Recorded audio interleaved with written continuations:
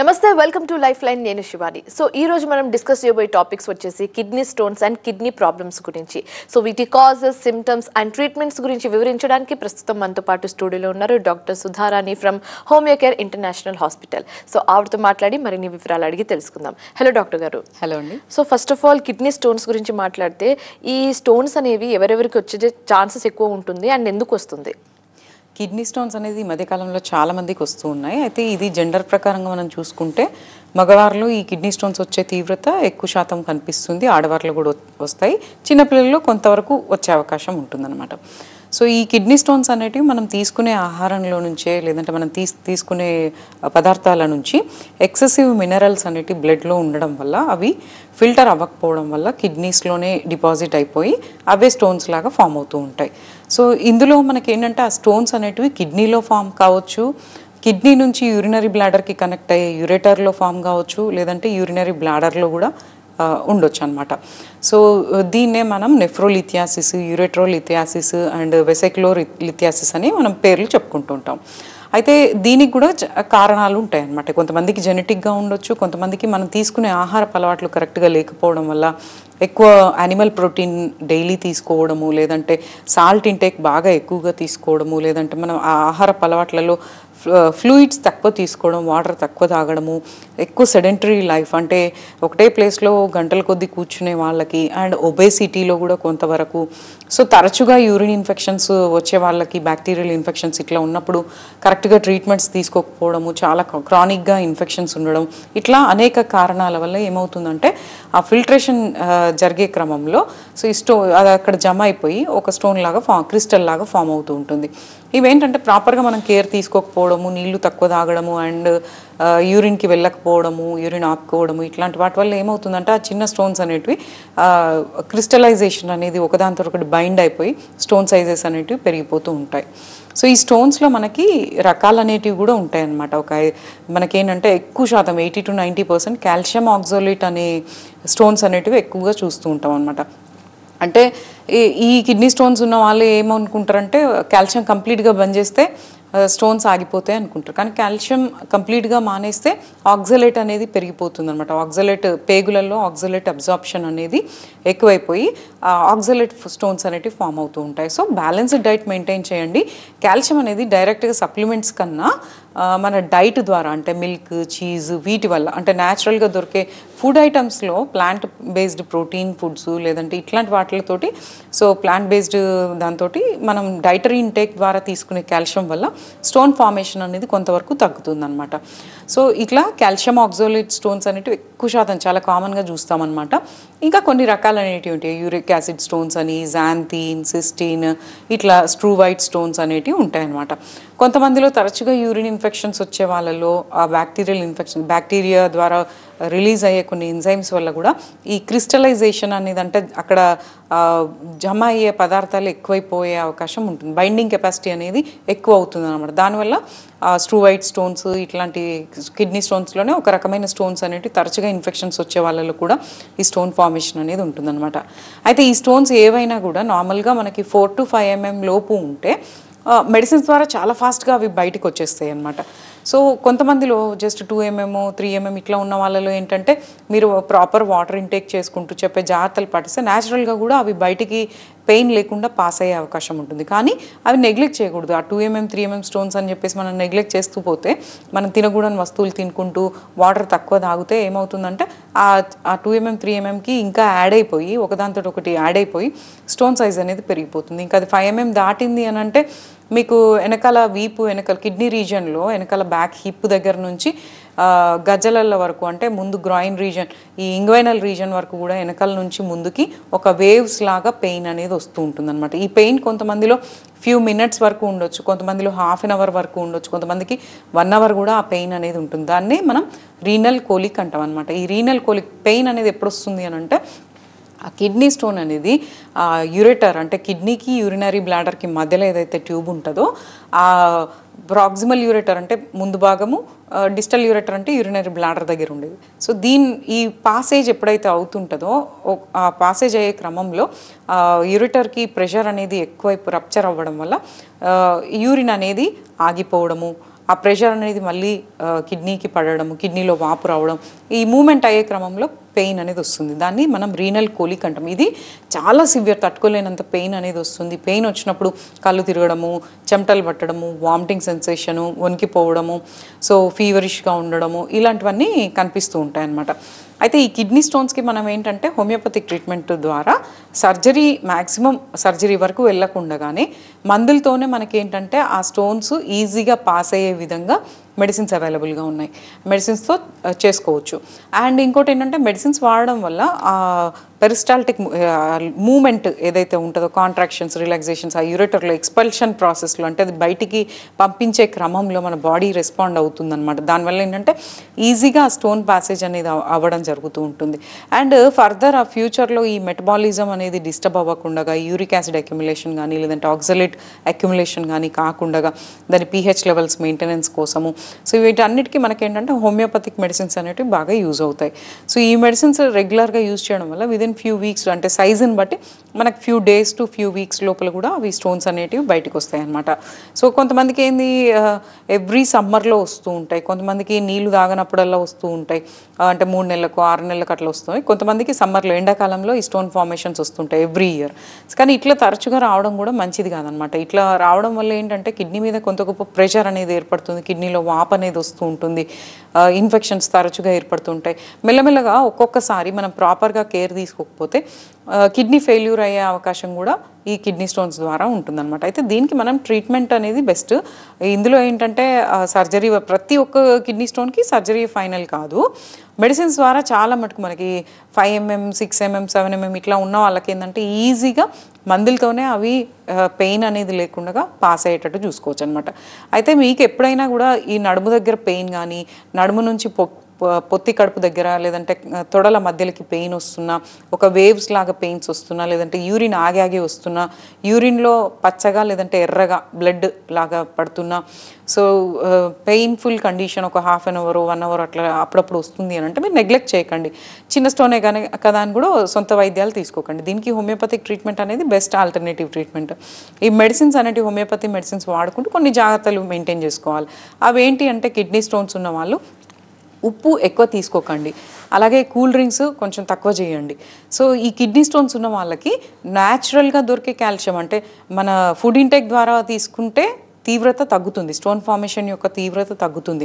అలాగే సప్లిమెంట్స్ ఎక్కువ తీసుకుంటూ ఉంటారు కదా, ప్రతిదానికి పెయిన్ కిల్లర్స్ లేదంటే supplements, calcium supplements, vitamin D ఇట్లాంటి డైరెక్ట్ సప్లిమెంట్స్ తీసుకున్నప్పుడు స్టోన్స్ ఆల్రెడీ ఉన్న వాళ్ళకి అది ఇంకా స్టోన్ సైజ్ ఫాస్ట్గా పెరిగే అవకాశం ఉంటుంది. కాబట్టి సప్లిమెంట్స్ కాకుండా న్యాచురల్గా తీసుకునేటట్టు చూసుకోండి ఫుడ్లో.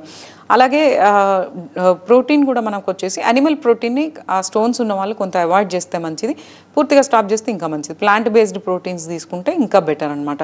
ఇంకా ఆర్టిఫిషియల్ మనకి ఏంటంటే ప్రిజర్వేటివ్స్ ఇట్లాంటివి ఉండేటివి కొంచెం తగ్గించుకోండి, ఆయిల్ ఫుడ్స్ ఇట్లాంటివి, నాన్ వెజిటేరియన్ ఇలాంటివన్నీ తగ్గించుకోండి. సో ఇంకోటి యూరిక్ యాసిడ్ స్టోన్స్లో ఏంటంటే హై ప్రోటీన్ తినే వాళ్ళకి యూరిక్ యాసిడ్ అనేది ఎక్కువైపోయినప్పుడు ఒక్కొక్కసారి యూరిక్ యాసిడ్ కిడ్నీ స్టోన్స్ లాగా కూడా ఫామ్ అవుతూ ఉంటాయి కాబట్టి, అండ్ ఇంకా ఇతర జబ్బులు అసోసియేటెడ్గా వేరే గౌట్, జాయింట్ పెయిన్స్ ఇట్లా కూడా రావచ్చు. కాబట్టి సో ఈ యూరిక్ యాసిడ్ స్టోన్స్ ఉన్న వాళ్ళు కొంచెం హై ప్రోటీన్ డైట్ అనేది కొంచెం అవాయిడ్ చేసుకుంటే మంచిదన్నమాట. సో ఇంకా కిడ్నీ స్టోన్స్లో ఏంటంటే మెగ్నీషియం, ఫాస్ఫరస్ ఉండే ఫుడ్స్ తీసుకోవడం హెల్ప్ఫుల్గా ఉంటుంది. అవి ఆక్సలేట్ ఉండే ఫుడ్ లేదంటే మెగ్నీషియం, ఫాస్ఫరస్ ఉండే ఫుడ్స్ మనకి ఎందులో ఉంటే తెలుసుకొని దాన్ని బట్టి, అంటే ఈ ఫాస్ఫరస్ అనేది మనకి బనానాలో ఉంటుంది, తర్వాత కొబ్బరి నీళ్ళలో ఉంటుంది, పొటాటో ఈ వీటిలలో ఆలుగడ్డలో ఉంటుంది. సో ఈ ఫాస్ఫరస్ అనేది తీసుకోవచ్చు అనమాట. దీనివల్ల తీవ్రత అనేది ఇంకా స్టోన్ సైజ్ ఎక్కువ ఫాస్ట్గా పెరగకుండా కొంత అది ప్రివెంటివ్గా ఉంటుందన్నమాట.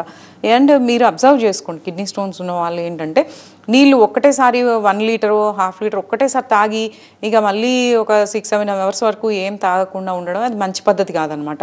సో స్టోన్ అనేది పోవాలి అని అంటే చిన్న ఈ సైజుని బట్టి కొద్దిగా ఎక్కువసార్లు తాగుతూ ఉండాలి, హైడ్రేషన్ అనేది ఉండాలి. ఒక్కటేసారి ఎక్కువ తాగితే కిడ్నీ మీద ప్రెషర్ అనేది పడుతుంది. కాబట్టి మీరు కొంచెంగా ఎవ్రీ 1/2 hour ఎవ్రీ 15 minutes కొద్దిగా వాటర్ ఇంటేక్ అనేది తీసుకోండి. ఆ వాటర్ ఇంటేక్ ఎట్లా తీసుకోవాలి అని అంటే మీరు అబ్జర్వేషన్ చేసుకుంటే ప్రతి మనిషికి కూడా యూరిన్ బయటకు వచ్చే యూరిన్ అనేది 24 hours 2 liters అన్న బయటకు వచ్చేటట్టు చూసుకోండి కిడ్నీ స్టోన్స్ ఉన్న వాళ్ళు. అలా వస్తుంది అని అంటే ఇంకా మీకు మంచి మెజర్స్ తీసుకుంటున్నట్లే అనమాట. సో కిడ్నీ స్టోన్స్ ఉన్న వాళ్ళు యూరిన్ అవుట్పుట్ అనేది పర్ డే 24 అవర్స్లో 2 లీటర్స్ అన్నా వస్తుందా లేదా అనేది గమనించుకోండి. వాటర్ ఇంటేక్ పెంచండి, హైడ్రేషన్గా ఉండండి. తర్వాత ఈ ప్రాబ్లం ఉన్న వాళ్ళు ఏంటంటే సెడెంటరీ లైఫ్ స్టైల్స్లో కదలకుండా గంటల కొద్దీ ఒకటి దగ్గర కూర్చోవడము, లేదంటే సప్లిమెంట్స్ ఎక్కువ వాడడం అనేది చేస్తే స్టోన్ సైజ్ అనేది పెరుగుతుంది అనమాట. సో ఇంకోటి ఏంటంటే కాల్షియం ఆక్సాలేట్ స్టోన్స్ అనేటివి ఎక్కువ ఫామ్ అవుతాయి కాబట్టి ఆక్సాలేట్ ఎందులో ఉన్నదో తెలుసుకొని అవి కొంచెం లిమిట్లో తీసుకోవాలి. ఆల్రెడీ స్టోన్స్ ఉన్న వాళ్ళు ఆక్సాలేట్స్ అంటే మనకి పాలకూరలో, టమాటాలో, బీన్స్లో, బీట్రూట్లో ఇట్లాంటి వాటిలలో ఉంటాయన్నమాట. సో కాబట్టి అవి కొంచెం లిమిట్లో తీసుకుంటే బెటర్ అనమాట. స్టోన్ సైజ్ ఎక్కువ ఉండి మీకు బాగా పెయిన్స్, రిపీటెడ్గా పెయిన్, కోలిక్ అనేది వస్తుంది అని అంటే అవి కొంచెం అవాయిడ్ చేస్తేనే మంచిది. హైడ్రేటెడ్గా ఉండండి, ఉప్పు తక్కువ చేయండి, కూల్ డ్రింక్స్ తగ్గించండి, అండ్ యానిమల్ ప్రోటీన్ తగ్గించండి, ఫాస్ఫరస్, మెగ్నీషియం ఉండే వస్తువులు ఎక్కువగా తీసుకోండి.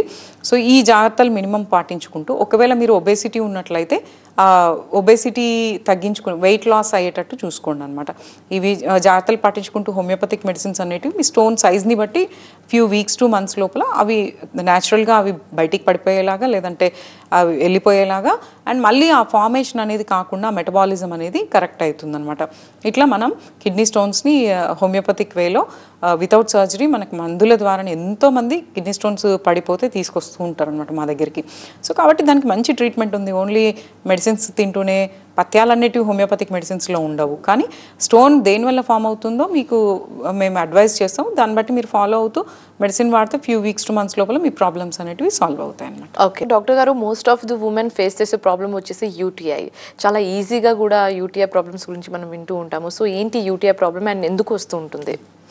యూరినరీ ట్రాక్ట్ ఇన్ఫెక్షన్స్ అనేటివి చాలామంది ఫేస్ చేస్తూ ఉంటారనమాట. మగవాళ్ళైనా ఆడవాళ్ళైనా, ఆడవాళ్ళకి కొంచెం ఎక్కువగానే ఉంటుందన్నమాట. సో ఎప్పుడైతే మనం ఇమ్యూన్ సిస్టమ్ బ్యాలెన్స్డ్గా ఉండదో అండ్ మనం తీసుకునే ఆహారం బ్యాలెన్స్ డైట్ ఉండదో, ఎక్కువ అసిడిక్ నేచర్లో ఉండే ఫుడ్స్ తీసుకోవడము అండ్ వాటర్ ఇంటేక్ బాగా తక్కువ తీసుకోవడము, యూరిన్ ఆపుకోవడము, సో గంటల కొద్దీ ఒకటే ప్లేస్లో కూర్చోవడం, ఇవి కొన్ని కారణాలు అనమాట. వీటి వల్ల ఒక్కొక్కసారి ఏమవుతుంది అని అంటే అక్కడ అసిడిక్ నేచర్ అనేది ఎక్కువైపోవడము అండ్ బ్యాక్టీరియల్ ఫంగల్ ఇన్ఫెక్షన్స్ లాగా ఎస్చెరిచియా కోలై అనే ఇన్ఫెక్షన్ ఎక్కువ శాతం వస్తూ ఉంటుంది అనమాట. సో ఆ ఇన్ఫెక్షన్లో ఏంటంటే విపరీతమైన యూరిన్కి వెళ్ళినప్పుడు విపరీతమైన మంట, ఎన్నిసార్లు వెళ్ళినా అది ఇంకా వస్తున్నట్టే, యూరిన్ వస్తున్నట్టే అనిపించడం, విపరీతమైన మంట, ఒక్కొక్కసారి ఫీవరిష్గా ఉండడం, పెయిన్ఫుల్ కండిషన్ ఇట్లాంటివి ఉంటాయన్నమాట. సో కొంచెం ఇలాంటప్పుడు మనం ప్రాపర్గా మెడికేషన్ అనేది ఇట్లా తరచుగా రాకుండా ఉండడానికి మన ఇమ్యూన్ సిస్టమ్ బ్యాలెన్స్డ్గా ఉండి విటమిన్ డెఫిషియన్సీస్ లేకుండా కొంచెం బ్యాలెన్స్డ్ డైట్ అనేది తీసుకుంటూ రెగ్యులర్ ఎక్సర్సైజ్ అనేది చేసుకుంటూ హైడ్రేటెడ్గా ఉండండి. ఒకటేసారి 1 లీటర్ తాగి రోజంతా తాగకుండా ఉండడం అట్లా కాకుండా every half an hour, every 1 అవర్కు మీరు కొద్దిగా ఎక్కువ సార్లు వాటర్ ఇంటేక్ అనేది తీసుకోండి. నీరుండే పండ్లు, నీరుండే కూరగాయలు, వాటర్ ఇలాంటివి ఎక్కువగా తీసుకునేటట్టు చూసుకోండి. అండ్ యూరిన్ ఇన్ఫెక్షన్స్ వచ్చేవాళ్ళు అండ్ గంటల కొద్దీ స్టాగ్నెంట్గా కదలకుండా ఒకటే ప్లేస్లో ఉండకండి. కొన్నిసార్లు దానివల్ల కూడా ఇన్ఫెక్షన్స్ అనేటివి వచ్చే అవకాశం ఉంటుంది. సో ఇవి మినిమం ఫాలో అవుతూ ఆ ప్రాబ్లం వచ్చింది అని అంటే మీరు ఇట్లా సొంత వైద్యాలు కాకుండా దాని ట్రీట్మెంట్ అనేది ఉంటుంది. సో మెడికేషన్స్ అనేటివి తీసుకుంటే ఫస్ట్ ఏ టైప్ ఆఫ్ ఇన్ఫెక్షన్ వచ్చిందనే దాన్ని బట్టి మెడికేషన్ అనేది తీసుకుంటే మీకు ఆ ఇన్ఫెక్షన్ అనేది తగ్గిపోవడమే కాకుండా దానివల్ల వచ్చే లక్షణాలు మంట, దురద, నొప్పి, మంట, తర్వాత యూరిన్లు ఎర్రగా, పచ్చగా ఇట్లా ఇవన్నీ లక్షణాలు అనేటివి తగ్గుతాయి అన్నమాట. సో ఇంకా కిడ్నీ ప్రాబ్లమ్స్లో ఎన్నో రకాలు అనేటివి ఉంటాయి. ఓకే, సో డాక్టర్ గారు ఇప్పుడు ఈ కిడ్నీ స్టోన్స్ ప్రాబ్లం అనేది ఒకసారి క్యూర్ అయినాక రివర్స్ అయిపోయిన తర్వాత మళ్ళీ వచ్చే ఛాన్సెస్ ఏమైనా ఉంటుందంటారా? కిడ్నీ స్టోన్స్ అనేటివి ఎట్లా ఉంటుందని అంటే క్యూర్ అవుతాయి, మెడిసిన్ వాడితే అవి వెళ్ళిపోతాయి. కానీ ఏంటంటే ఒక్కొక్కసారి 10 ఇయర్స్లో అవి మళ్ళీ రిపీట్ అయ్యే అవకాశాలు చాలా ఎక్కువగా ఉంటాయి అన్నమాట. ఇట్లా మనం తీసుకునే ఆహారాన్ని బట్టి అవి స్టోన్ ఫార్మేషన్ అనేది ఎక్కువగా ఉంటుంది కాబట్టి సో మన జాగ్రత్తలు అనేటివి పాటించినప్పుడు చాలామంది లైఫ్లో ఒకసారి వచ్చిన వాళ్ళకి ఇంకోసారి వచ్చే ఛాన్సెస్ చాలా మటుకు ఉంటాయి. అలా మళ్ళీ రిపీటెడ్గా రాకుండా ఉండడానికి హోమియోపతి మెడిసిన్స్ అనమాట. ఇవేంటంటే అప్పటి మందమే అవి వెళ్ళిపోవడం కాకుండా ఆ మెటబాలిజం అనేది సెట్ అయ్యేటట్టు, ఫిల్ట్రేషన్ రేట్ అనేది మంచిగా పెరిగేటట్టు, కిడ్నీ హెల్త్ అనేది మంచిగా ఉండేటట్టు అండ్ మన మెటబాలిజం ఏది యూరిక్ యాసిడ్ అనేది అలానే డిపాజిట్ అవ్వకుండా సో ఇలా మళ్ళీ రిపీట్ కాకుండా ఉండడానికి హోమియోపతిక్ మెడిసిన్స్ అనమాట. దీనివల్ల ఏంటంటే ఒకసారి క్లియర్ అయినాక మళ్ళీ వచ్చే అవకాశాలు చాలా మటుకు తగ్గిపోతాయి. ఓకే, సో కిడ్నీ ప్రాబ్లమ్స్లో చాలా కామన్ ప్రాబ్లమ్స్ గురించి మనం వింటూ ఉంటాం. సో ఎలాంటి టైప్స్ ఆఫ్ కిడ్నీ ప్రాబ్లమ్స్ ఉంటాయి డాక్టర్ గారు? సో కిడ్నీ ప్రాబ్లమ్స్లో మనకి కామన్గా నెఫ్రైటిస్, నెఫ్రోటిక్ సిండ్రోమ్ అని, నెఫ్రోసిస్ అని, లేదంటే కిడ్నీ ఫెయిల్యూర్ అంటే దాని క్రానిక్ కిడ్నీ డిసీజ్ అని, అక్యూట్ కిడ్నీ ఫెయిల్యూర్ అని, ఇట్లా కిడ్నీ ప్రాబ్లమ్స్ అనేటివి ఉంటాయి. అయితే కొంతమందిలో లక్షణాలు అనేటివి తొందరగా ఫస్ట్ స్టేజెస్లోనే కనిపిస్తాయి. కొంతమందికి లక్షణాలు అనేటివి 50% కిడ్నీ ఎఫెక్ట్ అయిపోయినాక, కిడ్నీ ఖరాబ్ అయిపోయినాక అప్పుడు బయటపడుతూ ఉంటాయి అన్నమాట. సో కాబట్టి ఎవరికైనా కూడా యూరిన్లో ఆగాగి రావడము, యూరిన్లో పచ్చగా ఎర్రగా రావడము, లేదంటే యూరిన్లో నురగ ఎక్కువగా రావడం ఇట్లాంటివి కనిపించిన, కాళ్ళల్లో వాపులు అనేటివి ఉన్నా, కంటి కింద వాపులు అనేటివి ఉన్నా, ఆయాసం అనేది ఉన్నా, సో మీకు తరచుగా ఫీవర్ వస్తున్నా కూడా, వెయిట్ లాస్ అవుతున్నా, కడుపు ఉబ్బుతున్నా, సో ఇట్లాంటి లక్షణాలు కనుక మీకు గమనిస్తే కంపల్సరీ డాక్టర్ని కన్సల్ట్ అవ్వాలి. దానికి తగిన పరీక్షలు చేయించుకోవాలంటే జస్ట్ ఇన్ఫెక్షనా, లేదంటే క్రానిక్ కిడ్నీ డిసీజ్ లాగా మారిపోతుందా. కొన్నిసార్లు ఏంటంటే కిడ్నీ డ్యామేజ్ ఎట్లా ఉంటుందంటే మళ్ళీ ఇరివర్సిబుల్ అనమాట. అంటే తిరిగి మళ్ళీ కోలుకోలేనంత పరిస్థితిలోకి కూడా వెళ్ళిపోతూ ఉంటుంది. అలాంటప్పుడు మళ్ళీ డైరెక్ట్ కిడ్నీ ట్రాన్స్ప్లాంట్కో, డయాలసిస్ మీదకో వెళ్ళాల్సిన పరిస్థితి కూడా ఏర్పడుతూ ఉంటుంది. సో ఒక్కొక్కటిగా మనం చూసుకుంటే నెఫ్రైటిస్ అనేది ఒక కిడ్నీ ప్రాబ్లం. ఈ నెఫ్రైటిస్ అంటే ఏంటంటే కిడ్నీలో ఇన్ఫెక్షన్ల ద్వారా ఇంకా కొన్ని కారణాల వలన కిడ్నీలో వాపు అనేది వచ్చి అది నెఫ్రైటిస్ అంటాం అనమాట. దీంట్లో కూడా మనకి కిడ్నీలో వాపు వస్తే కిడ్నీలో పెయిన్ రావచ్చు, లేదంటే యూరిన్లో ఆగాగి రావడం కానీ, కాళ్ళ వాపులు కానీ, ఇట్లాంటివి ఫీవర్గా ఉండడం కానీ, ఇట్లాంటి లక్షణాలు కనిపిస్తూ ఉంటాయి అన్నమాట. సో ఇది మనం మందుల ద్వారా ఇది తగ్గించుకునే అవకాశం ఉంటుంది. అలాగే నెఫ్రోసిస్ అనేటివి ఉంటుందన్నమాట. ఈ నెఫ్రోసిస్ అనేది ఏంటంటే కిడ్నీలో వాపు అనేది లేకుండా కిడ్నీకి సంబంధించిన రక్త ప్రసరణ ఎక్కడైతే జరుగుతుందో కిడ్నీకి, ఆ క్యాపిలరీస్లో ప్రాబ్లం రావడం వల్ల రక్త ప్రసరణ తగ్గి కిడ్నీ అనేది డ్యామేజ్ అయిపోతూ ఉంటుందన్నమాట. దీనివల్ల కిడ్నీ ఫిల్టరేషన్ అనేది సరిగా కాకపోవడం వల్ల మళ్ళీ మన బాడీ మీద ఎఫెక్ట్ అవుతూ ఉంటుంది. ఈ నెఫ్రోసిస్ అనేది ఒక్కొక్కసారి ఆటోఇమ్యూన్ డిజార్డర్స్ వల్ల రావచ్చు. అంటే ఈ మెటబాలిజం కరెక్ట్గా లేకపోవడము, ఇమ్యూన్ సిస్టమ్ బ్యాలెన్స్డ్గా లేకపోవడం వల్ల కొన్నిసార్లు యాంటీబాడీస్ అనేటివి గ్లోమిరూలస్ అనే కిడ్నీలో ఉండే గ్లోమిరూలస్ అనే వాటిలలో డిపాజిట్ అక్కడ ఉండిపోవడం, జమ అవ్వడం వల్ల కూడా ఈ కిడ్నీలో నెఫ్రోసిస్ అనే ప్రాబ్లం వచ్చి కిడ్నీ ఫెయిల్యూర్కి కిడ్నీ ప్రాబ్లంకి దారితీసే అవకాశం ఉంటుంది. సో ఇవన్నీ ఏంటంటే మీరు డాక్టర్ని, మీకు డౌట్ఫుల్ సిమ్టమ్స్ కనిపించినట్లయితే వెంటనే డాక్టర్ని కలిసి దానికి తగిన స్కానింగ్లు, సిటీ ఇట్లాంటివి చేయించుకుంటే, సో ఇంకా కొన్ని రక్త పరీక్షలు, యూరిన్ పరీక్షలు చేయించుకుంటే ఆ ప్రాబ్లం ఏంటి అనేది తెలుస్తుంది. అంటే ప్రాణానికి హాని కలిగించేదా, లేదంటే కిడ్నీలు ఫెయిల్ అయ్యేటట్టు ఉన్నాయా, లేదంటే అవి రివర్స్ అయ్యే అవకాశం ఉందనేది మనకి రిపోర్ట్ల ద్వారా తెలుస్తుంది అన్నమాట. ఇట్లా మనం ట్రీట్మెంట్స్, హోమియోపతిక్ ట్రీట్మెంట్స్లో ఎన్నో రకాల మందులు ఉంటాయండి. ఆ మందులలో కాన్స్టిట్యూషనల్ ట్రీట్మెంట్ అనేది ఉంటుంది, సిమ్టమాటిక్ మనకు అప్పడమందం కూడా రిలీఫ్ అయ్యేటివి ఉంటాయి, అండ్ పర్మనెంట్గా క్యూర్ అయ్యేటందుకు కూడా ఉంటాయి అనమాట. అదే కొన్ని లిమిటేషన్స్ అనేటివి ఉంటాయి ప్రతిదానికి. కంప్లీట్గా ఫెయిల్ అయిన తర్వాత కాకుండా మనకి సిమ్టమ్స్ కనిపించిన వెంటనే మనం ఎర్లీగా ట్రీట్మెంట్స్ తీసుకుంటే రిజల్ట్స్ కూడా ఎర్లీగా వచ్చేస్తాయి. మనకేంటంటే లైఫ్ లాంగ్ వాడాల్సిన అవసరం లేకుండా కూడా ఉంటుందన్నమాట. ఇంకోటి ఏంటంటే చాలామంది సఫర్ అయ్యే ప్రాబ్లం ఈ క్రానిక్ కిడ్నీ డిసీజ్. ఈ క్రానిక్ కిడ్నీ డిసీజ్ అనేది ఏంది అని అంటే కిడ్నీ ఫెయిల్యూర్కి దారితీస్తుంది అనమాట. అంటే కిడ్నీలు మెల్లమెల్లగా దాని పనితీరు అనేది, ఫిల్ట్రేషన్ అనేది తగ్గిపోతుంది. గ్లోమెరులార్ ఫిల్ట్రేషన్ రేట్ అంటాం అనమాట. అది తగ్గిపోతూ ఉంటుందన్నమాట.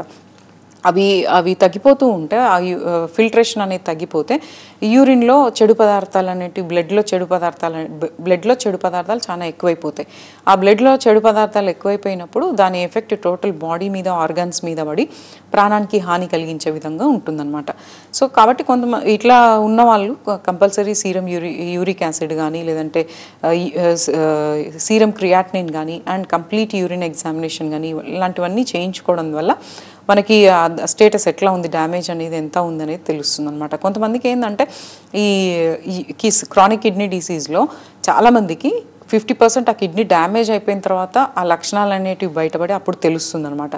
సో కాబట్టి మీరు ఎర్లీ స్టేజెస్లోనే మీకు యూరిన్ ఇన్ఫెక్షన్ లాగా అనిపించిన, యూరిన్లో మంట కానీ, లేదంటే ఆగాగి రావడం కానీ, లేదంటే ఎర్రగా కానీ, లేదంటే తరచుగా కడుపులో నొప్పి, లేదంటే వెనక భాగంలో నొప్పి, లేదంటే కాళ్ళు వాస్తున్నాయి, ఆయాసం వస్తుంది, ఫీవర్ వస్తుంది, ఇట్లా కనుక మీకు లక్షణాలు కనిపిస్తే మీరు వెయిట్ చేయకండి. ఫస్ట్ అది ఏంటి అనేది డిటెక్ట్ చేసుకోండి. ఎందుకంటే కొన్నిసార్లు కొన్ని ఆటోఇమ్యూన్ డిజార్డర్స్, అంటే డైరెక్ట్గా కిడ్నీ ప్రాబ్లమే కాకుండా కొన్ని ఆటోఇమ్యూన్ డిజార్డర్, అంటే rheumatoid arthritis, SLE, systemic lupus erythematosus, ఇట్లా కొన్ని ఆటోఇమ్యూన్ డిజార్డర్స్లో దాని ఎఫెక్ట్ అనేది కిడ్నీస్ మీద పడుతుందన్నమాట. అలాగే ఆటోఇమ్యూన్ డిజార్డర్స్తో పాటు డయాబెటీస్ ఉన్న వాళ్ళలో కూడా ప్రాపర్ కేర్ తీసుకోకపోవడం వల్ల కూడా డయాబెటిక్ నెఫ్రోపతి అనే ప్రాబ్లంలో కూడా దానివల్ల మెల్లమెల్లగా కిడ్నీ పనితీరు అనేది తగ్గిపోవడం వల్ల కిడ్నీ ఫెయిల్యూర్ అయ్యే అవకాశం ఉంటుంది.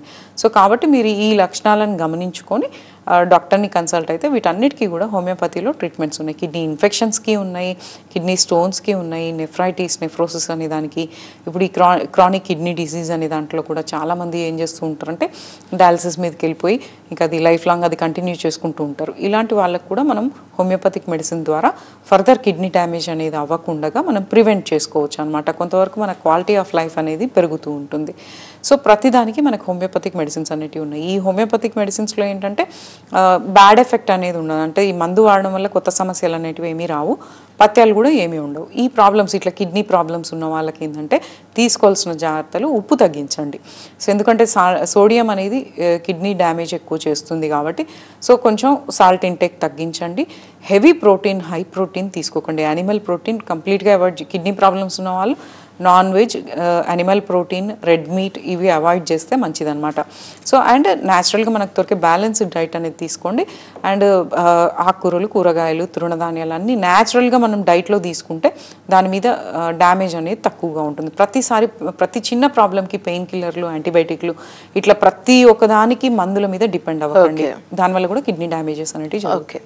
సో డాక్టర్ గారు కిడ్నీ ప్రాబ్లమ్స్ గురించి అండ్ అలాగే కిడ్నీ స్టోన్స్ గురించి వివరించినందుకు థ్యాంక్ యూ సో మచ్ అండి. సో ఇది ఇవాల్టి లైఫ్ లైన్. మరో లైఫ్ లైన్తో మళ్ళీ కలుద్దాం. చూస్తూనే ఉండండి TV9.